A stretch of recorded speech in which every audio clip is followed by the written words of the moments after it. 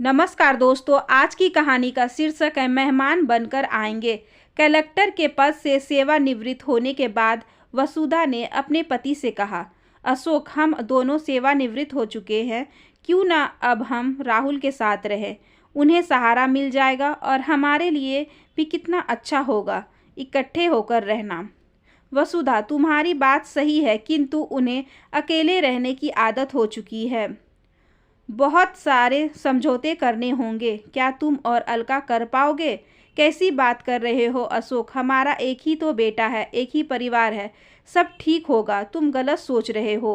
अशोक जानता था कि यह सब कुछ इतना आसान नहीं है, किंतु वसुधा की जिद के आगे वह ज़्यादा कुछ बोल ना सका। दोनों ज़रूरत का कुछ सामान लेकर अपनी कार से मुंबई पहुंच गए। उन्हें देखते ही अलका और राहुल बहुत खुश हो गए। पैसे और जगह की कोई कमी नहीं थी। राहुल ने अपने बगल वाले कमरे में उनका सामान रखवा दिया। धीरे धीरे एक माह बीत गया। अब अलका तनाव में रहने लगी। उनकी बेचैनी बढ़ती जा रही थी। मन में एक ही बात रहती, यह लोग वापस कब जाएंगे। राहुल से यह पूछने की अभी तक हिम्मत नहीं हुई। एक दिन रात के खाने के उपरांत अपने कमरे में जाकर उसने पति से पूछ ही लिया, राहुल, यह तुम्हारे मम्मी पापा हमेशा के लिए आए हैं? राहुल ने कहा, क्या तुम्हें कोई परेशानी है? यह उनका घर है, जब तक चाहेंगे रहेंगे। यह कैसा बेकार का प्रश्न है तुम्हारा? राहुल, हमेशा साथ रहना मुझे ठीक नहीं लगता।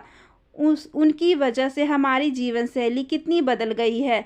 तुम्हें कुछ निर्णय तो लेना ही पड़ेगा। कैसी बात कर रही हो? कैसा निर्णय अलका? माता पिता हैं वो मेरे, क्या उनसे यह कह दूँ बस अब जाओ यहाँ से? अलका यह सुनकर बौखला गई और कहने लगी, यदि यह घर उनका है तो फिर मेरा घर कहाँ है राहुल? मैं तो अब तक इसे मेरा घर ही समझ रही थी, लेकिन आज पता चला कि घर मेरा नहीं उन लोगों का है। तुमने मेरा अपमान किया है, मेरा दिल तोड़ा है राहुल। आवेश में उसकी आवाज़ तेज हो गई, जो कमरे से बाहर तक जाने लगी। राहुल ने अलका से कहा, ये क्या कह रही हो?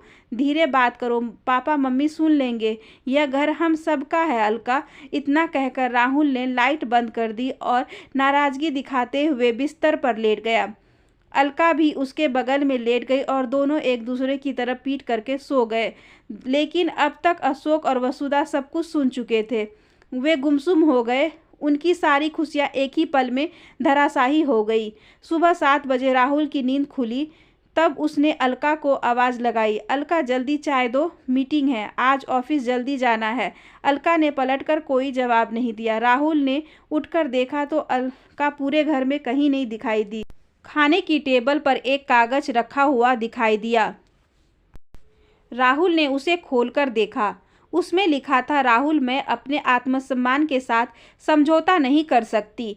तुमने मेरे आत्मसम्मान को अपमान की चिता पर रखकर जला दिया है। मैं जा रही हूँ।